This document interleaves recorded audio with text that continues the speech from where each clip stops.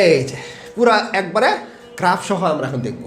খুবই ইম্পর্টেন্ট একটা ম্যাথ, খুবই ইম্পর্টেন্ট। যদি এই টাইপের কোশ্চেন আসে এখান থেকে কোশ্চেন আসবে, যদি না আসে অন্য কনসেপ্ট থেকে আসবে। আচ্ছা, ময়মনসিংহ বোর্ড 2023 আসছিল এক চিত্রে পিএন জাংশনের আইভি লিখের চিত্র দেখানো আছে। আইভি মানে কি ডায়োডের আইভি না? মনে পড়তেছে এটা কিন্তু সরাসরি বলা না, এটা ডায়োডের, কিন্তু তুমি চিত্র দেখে বুঝবা এটা ডায়োডের। এই যে এরকম গেছে আর একটা যে ব্রেকডাউন হয়ে গেছে। আচ্ছা, কয়েকটা পয়েন্ট দেওয়া আছে এখানে, এ পয়েন্ট দেওয়া আছে, বি পয়েন্ট দেওয়া আছে। আচ্ছা ঠিক আছে, ভালো কথা। দেখি কোশ্চেনে কী কী বের করতে বলছে। এ বি অংশের গতি ও রোধ নির্ণয় করো। আচ্ছা, এ বি কোথায় কোথায় দেখি তো। এই যে এই পয়েন্ট আর এই পয়েন্ট, এইটুকু অংশের গতি ও রোধ, গতি ও রোধ মানে এইটুকু অংশে কারেন্টের কি বাধা পাইছিল সেটা বের করতে বলছে, রোধের ভ্যালুটা। আচ্ছা ঠিক আছে, এ পয়েন্টে এটা কি প্রকাশ করে বলো তো? এটা একটা ভোল্টেজের ভ্যালু না, এটা ধরে নিলাম হচ্ছে V1, সেটা কত 0.5। বি পয়েন্টের একটা ভোল্টেজ পাইছি না আমরা কত, V2 0.8। দেখো তো ভোল্টেজটা বৃদ্ধি করছি না আমরা, 0.5 থেকে ভোল্টেজটা বাড়াইছি না তো? তাহলে গ্রাফটা এ জায়গাতে শিফট করে এ জায়গায় গেছে না, কারেন্টের ভ্যালুটা বৃদ্ধি পাইছে না? তাহলে কতটুকু ভোল্টেজের পরিবর্তন হয়েছে? ভোল্টেজ বৃদ্ধি। আমি দেখো কয়েকভাবে লেখা যাবে, এটাকে লেখা যাবে হচ্ছে ভোল্টেজ বৃদ্ধি অথবা ভোল্টেজের পরিবর্তন। ভোল্টেজের পরিবর্তন সমান এটাকে কি দ্বারা প্রকাশ করি আমরা? ডেল ভি সমান V2 মাইনাস V1। V2 কত 0.8, V1 কত 0.5, অ্যান্সার আসবে কত 0.3, তাই না? তাহলে এই যে পরিবর্তনটা আমরা বের করলাম, ডেল ভি পরিবর্তন বের করছি না? আর গতি ও রোধ বের করতে আমাদের কি লাগে? আর equal to del V by del I লাগে না? তাহলে তো ভোল্টেজের পরিবর্তন শেষ হয়েছে, এখন কারেন্টের পরিবর্তন লাগবে না। দেখি তো 0.5-এ কারেন্ট কতটুকু ছিল? 10 মিলি অ্যাম্পিয়ার। এই যে উপরে দেওয়া আছে মিলি অ্যাম্পিয়ার, 10 মিলি অ্যাম্পিয়ার। তার মানে V1 ভোল্টেজে কারেন্ট কতটুকু ছিল? I1 সমান কত 10 মিলি অ্যাম্পিয়ার হলো। যখন ভোল্টেজের ভ্যালুটা বাড়াই দিছি 0.8-এ গেছি, কারেন্টের ভ্যালুটা কত 20 মিলি অ্যাম্পিয়ার, I2 ভ্যালু কত 20 মিলি অ্যাম্পিয়ার। তা কারেন্ট এখন আমরা লিখবো কারেন্ট বৃদ্ধি যেটা, সেটাই কারেন্টের পরিবর্তন, একই না? বুঝাইছি টাকা দিয়ে। বাসায় গিয়ে একটু ঠান্ডা মাথায় চোখ বন্ধ করে কনসেপ্টটা বোঝার চেষ্টা করবা। কারেন্টের পরিবর্তন একই জিনিস না? সেটা কত, এটাকে কী দ্বারা প্রকাশ করবো? ডেল আই দ্বারা প্রকাশ করবো, তাই না?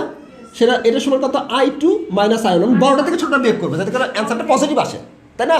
ধরো তোমার কাছে আছে 15 টাকা, হয়ে গেল 20 টাকা, তুমি পরিবর্তন কীভাবে বের করো? 20 থেকে 15 বাদ দাও না? তাহলে বড়টা থেকে ছোটটা বিয়োগ করবো না, সেই জন্য I2 মাইনাস I1 করবো না, বড়টা মানে ছোটটা। ঠিক আছে?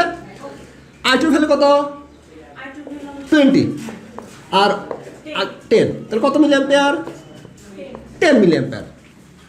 এখন ভ্যালু বসাতে পারবো না কোশ্চেনে? একদম। তাহলে এখন জাস্ট আমরা ভ্যালুটা বসে দিব। এই যে এখানে দেখো del V by del I 0.3 পাইছি আমরা ভোল্টেজ, ওই যে 0.3 ভোল্টেজ। আর কারেন্টের ভ্যালু কত আমাদের 10 মিলি অ্যাম্পিয়ার। মাশাআল্লাহ 10 মিলি অ্যাম্পিয়ার। ডেল আই সমান হচ্ছে কত 10 মিলি অ্যাম্পিয়ার। এখন এসআই একক ইউজ করতে হবে না? তাহলে এসআই একক করতে গেলে 10 × 10 ইনভার্স 3 করতে হবে না?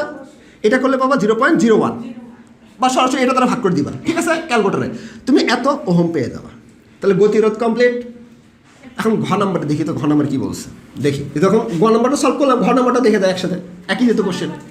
হ্যাঁ দেখতেছি, সহজ, টেনশনের কোনো কারণ নেই। আচ্ছা ঘ নাম্বারটা পড়ি। ঘ নাম্বারটা এই রিলেটেড না, কনসেপ্ট রিলেটেড। দেখি লেখচিত্রের ও এ বি এবং ও সি ডি। দেখি তো ও এ বি কোথায়? ও এ বি ভালোভাবে বুঝতে হবে, কোশ্চেন বুঝে অ্যান্সার করতে হবে। ও এ বি এবং ও সি ডি। ও সি ডি কোথায়? ও সি ডি। আচ্ছা, অংশে বিভব পার্থক্যের সাথে তড়িৎ প্রবাহের ভিন্নতার কারণ।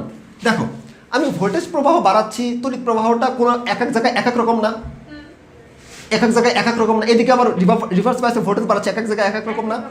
এটাই বলছে যে বিভব অংশে বিভব পার্থক্যের সাথে তড়িৎ প্রবাহের ভিন্নতা। তাই তো হচ্ছে, ভোল্টেজের সাথে সাথে কারেন্টের গ্রাফটা চেঞ্জ হয়ে যায় না?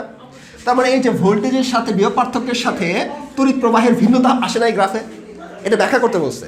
এখন আমরা কীভাবে ব্যাখ্যা করব? তুমি বলবা যে স্যার এখানে ও এ বি হচ্ছে ফরওয়ার্ড ব্যাসের ক্ষেত্রে গ্রাফ, আবার ও সি ডি হচ্ছে রিভার্স ব্যাসের ক্ষেত্রে গ্রাফ।